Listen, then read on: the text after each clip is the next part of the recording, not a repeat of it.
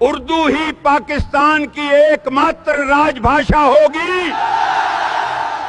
1948 সালে race course ময়দানে governor Mohammad Ali Jinnah এই ভাষণ যখন দেন, তখন পূর্ব বাংলার মানুষ টোটালি ক্ষোভে ফেটে পড়ে।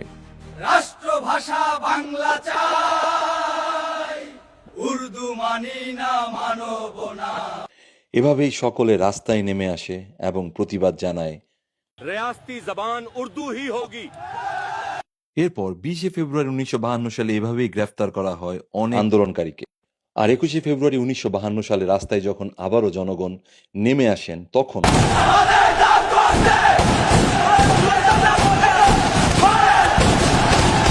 এভাবেই গুলিবর্ষণ করে সবার উপরে এবং শহীদ হন আবুল বরকত, আব্দুল সালাম, রফিকুদ্দিন আহমেদ, আব্দুল জব্বার, সফিউর রহমান।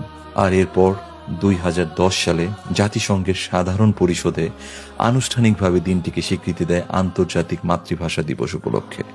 ভাষার জন্য জীবন দেওয়া সকল শহীদদের জানাই বিনম্র শ্রদ্ধা।